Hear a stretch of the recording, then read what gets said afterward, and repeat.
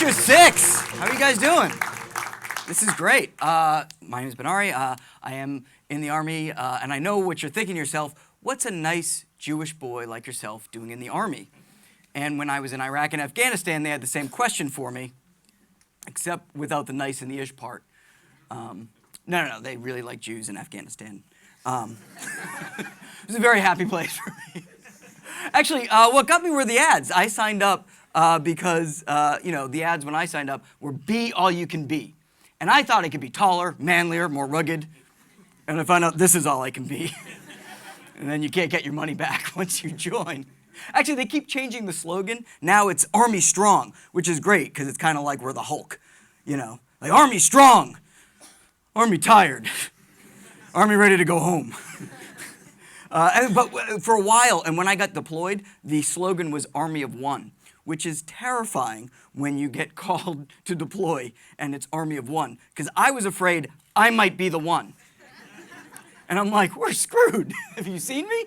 Like, I feel badass sometimes, right? I was in Iraq, I got to drive a Humvee, but I realized everyone else sees me like, wee! Soldier. So, but a lot of people ask, why did you sign up? And there was actually a lot of service in my family. My father was in the Army. Both my grandfathers on both sides, they were World War II veterans. And when I went to college, I majored in English and theater, so I double majored in unemployment, which is why I got dressed up today. But so the Army seemed like, okay, maybe I'll think about it, because my father and I used to get into fights all the time. He's like, join the Army, you'll get money for college. I'm like, screw you, old man, I'm gonna listen to my Beatles. 10 years later, I'm in Iraq in a foxhole, and the cat's in the cradle and the silver. Old man's always right. But, and it wasn't too difficult. I worked with a lot of Iraqis. I worked with our interpreters in Afghanistan, and one of the ways I was able to really, bridge that divide was, I live and work in New York, and I'm from Boston. I was born in Boston. I'm a masshole, which is funny because when you say Boston, the first thing everyone thinks about is like, you have that wicked, awesome accent. All you guys, you're like bank robber, thieves, math geniuses. Like, that's what everyone thinks. Because you got Matt Damon and Ben Affleck and Mark Wahlberg, like all the movies. That's just, there's like it's like a renaissance, right, of the Southie accent, which is hilarious that it's just everywhere in pop culture, because Massachusetts was the birthplace of the American Revolution. Like, that's the shot heard around the world was fired at Lexington Green. The country was born in Massachusetts, and I just hope that our forefathers spoke with that thick Southie accent. Like, I get it, Paul Revere, stop banging the bell. 1 if by land, 2 if by sea, 3 if your mother. We got it. And even your new Batman in the Batman vs. Superman movie, your new Batman is Ben Affleck. You're getting Batfleck. You're getting full-on thick, like, yeah, I'm wicked busy fighting crime over here. You see the signal? Clark, take off the glass. Everyone, Robin, get the car, the Bat car. Bring it around. I'm fighting the Joker, not you, not you, not you. And tell Goodell he can suck Brady's deflated balls. We all know he's the best QB ever. Yankee suck, go Sox. That's your new Batman. I do get a little excited about superheroes. I mean, that's probably another reason why I ended up in the military. Is when I was 3, I really wanted to be Superman. So much that I believed I was Superman. When I would wear my Superman outfit under my clothes, and when we go out to restaurants, I'd be like, where are my keys? I'd be like, I'll be right back, and I'd come back like in Superman outfit, help whatever was going on. Then I'd go disappear, come back dressed as me. 3 years old, I'd be like, did anything happen while I was away?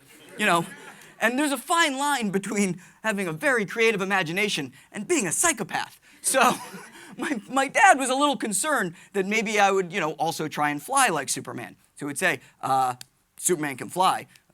Can you fly? And I'd say, no, but my powers haven't kicked in yet. Which was concerning to him, because that wasn't exactly the answer he wanted. So one day, it snowed out. And now this is the difference between my mom's unconditional love and my dad, who wanted to break me of the Superman habit. My dad got this great dad idea when it snowed out. There's about 3 feet of snow on the ground. He's like, I'm going to solve this problem. He takes me out, and he's swinging me over the bush in the snow. And I'm like, yay, daddy, son time. We're having a great time. He says, all right, Superman, you ready to fly? I said, yep. Okay, 1, 2, 3, flap your arms and fly. And he just threw me over the bush. And I flapped my arms and hit the snow. And it was like, that was a learning experience at 3. Like, hey, you can't fly. There's no Santa Claus. Get a job, you know. I pop up and I'm crying. He's like, can you fly? I'm like, I can't fly. I can't fly. Are you Superman? I'm not Superman. And he brings me into my mom, and he's very proud. And she's like, what did you do? He said, I showed him that he can't fly. Tell your mom. He said, I can't fly. I'm not Superman. She said, what did you do to him? He said, I threw him over the bush to show him he can't fly. And my mom looked at my father and said, you asshole. He told you his powers haven't kicked in yet.